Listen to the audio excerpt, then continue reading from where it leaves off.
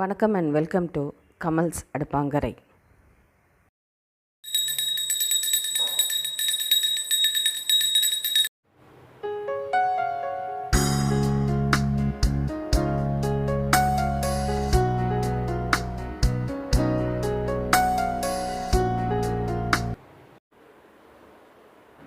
இப்போது நம்ம milk cake பண்ண போகிறோம். மில்க் கேக் பண்ணுறதுக்கு கிட்டத்தட்ட நான் 1.5 லிட்டர் பால் ப்ரெஷர் பேனில் வச்சுருக்கேன். கொஞ்சம் அடி கனமாக இருக்கிறதுக்காக நடுவில் கிளறி விட்டுட்டே இருங்க. ஃபஸ்ட்டு பால் பொங்க வர வரைக்கும் அது ஹையில் இருக்கட்டும்.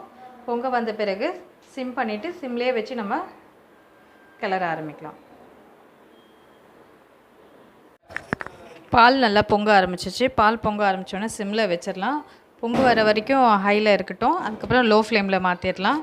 ப்ளஸ் கூடவே இருந்து கிளறிட்டே இருக்கணும். நம்ம விட்டுட்டு போயிட்டோன்னா அடி பிடிச்சிரும். ஸோ அதனால் அப்பப்போ கிளறி விட்டுட்டே இருங்க.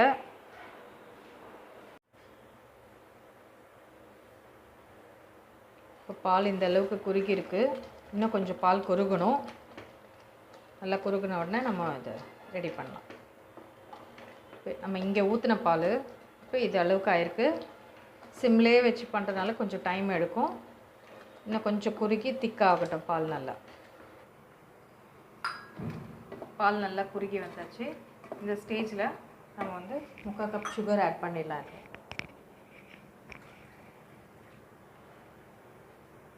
ஃபஸ்ட்டு இதில் பாதி ஆட் பண்ணுங்கள். கொஞ்சம் நல்லா கலக்கி விடுங்க.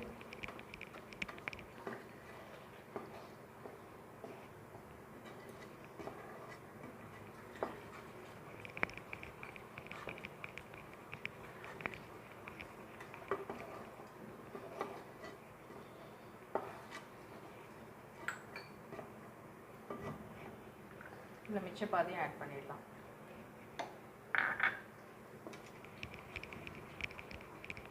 பால் நல்லா குறுகி இருக்கிறதுனால 3/4 கப் சுகரே இதுக்கு போதுமானதாக இருக்கும். கொஞ்சம் சுகர் அதிகமாக வேணும்னா 1 கப்பாக ஆட் பண்ணிக்கோ.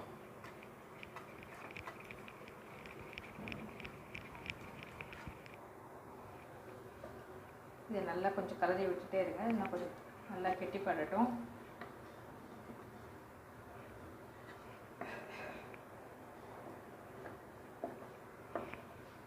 சுகர்லாம் நல்லா மெல்ட் ஆகிடுச்சு. மெல்ட் ஆகணுன்னா இன்னும் கொஞ்சம் நீர்த்த மாதிரி இருக்குது தண்ணி. இன்னும் கொஞ்சம் கட்டியாகட்டும்.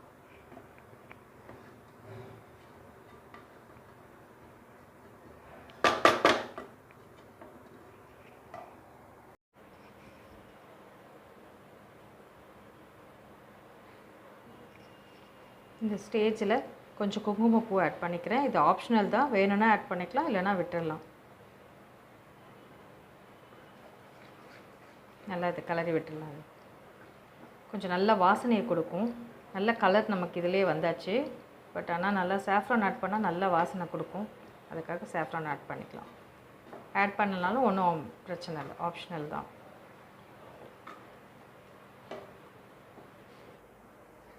பால் நல்லா குறுகி வந்தாச்சு. இப்போ இதில் சும்மா வாசனைக்காக ஒரு 1/4 டீஸ்பூன் அளவுக்கு, ரொம்ப அதிகமாக வேண்டாம், இதுக்கு நெய் தேவைப்படாது. சும்மா வாசனைக்காக ஒரு 1/4 டீஸ்பூன் அளவுக்கு நெய் போட்டு இந்த ஸ்டேஜில் நல்லா கலரிட்டே இருங்க. கைவிடாமல் கலர்னா தான் அடி பிடிக்க ஆரம்பிக்கும் நல்லா. ஸோ நல்லா கலரிட்டே இருங்க இந்த ஸ்டேஜில்.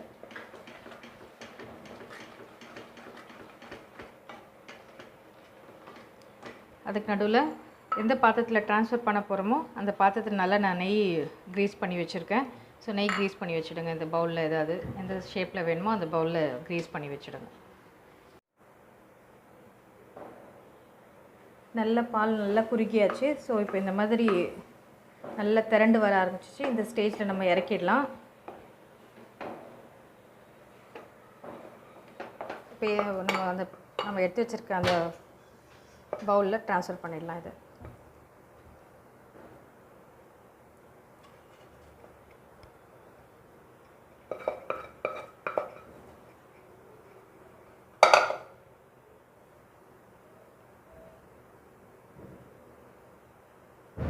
இதிலே நல்லா கொஞ்சம் ரொம்ப டைட் பண்ண வேண்டாம், லைட்டாக கொஞ்சம் ஷேப் வரத்துக்காக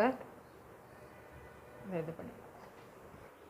ஸோ இப்போ நம்ம செஞ்சது 1.5 லிட்டர் பால் இந்த பவுலில் ஃபுல்லாக வந்திருக்கு.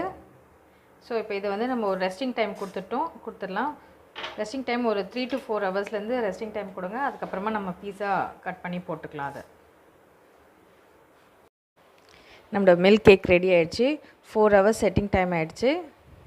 இப்போ நமக்கு என்ன ஷேப் வேணுமோ அந்த ஷேப்புக்கு கட் பண்ணிடலாம். அதை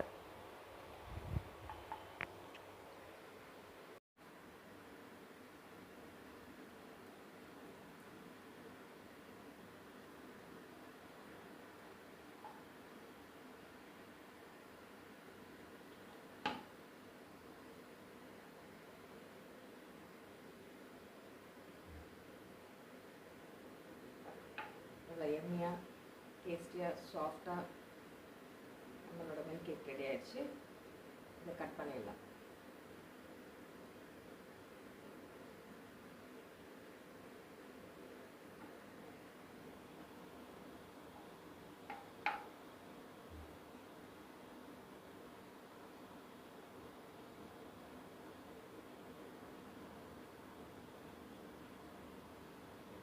சூப்பர்,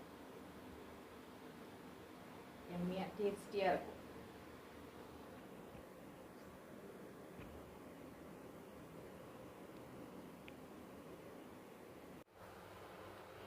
நம்மளுடைய மில்க் கேக் ரெடி ஆகிடுச்சு.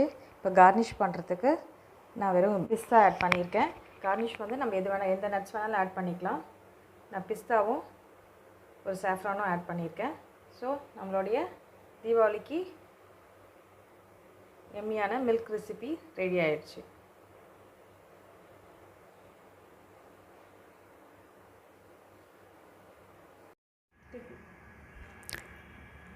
இந்த வீடியோ உங்களுக்கு பிடிச்சிருந்தா சப்ஸ்கிரைப் பண்ணுங்கள். கூடவே இருக்கிற பெல் ஐக்கான் பட்டனை கிளிக் பண்ணுங்கள். ஃபர்தர் நோட்டிஃபிகேஷன்ஸு உங்களுக்கு கண்டினியூ ஆகிறதுக்கு அது ஹெல்ப் ஆகும். உங்களுக்கு இந்த வீடியோ பிடிச்சிருந்தா லைக் பண்ணுங்கள். ஏதாவது கமெண்ட் பண்ணணுன்னு இருந்தால் கமெண்ட் செக்ஷனில் கமெண்ட் பண்ணுங்கள். இது யூஸ்ஃபுல்லான வீடியோவாக இருந்தால் உங்கள் ஃப்ரெண்ட்ஸ் ரிலேட்டிவ்ஸ்க்கு ஷேர் பண்ணுங்கள். மறக்காமல் சப்ஸ்கிரைப் பண்ணிவிடுங்க. Bye friends. நெக்ஸ்ட் வீடியோவில் நல்ல ரெசிபியோடு பார்க்கலாம்.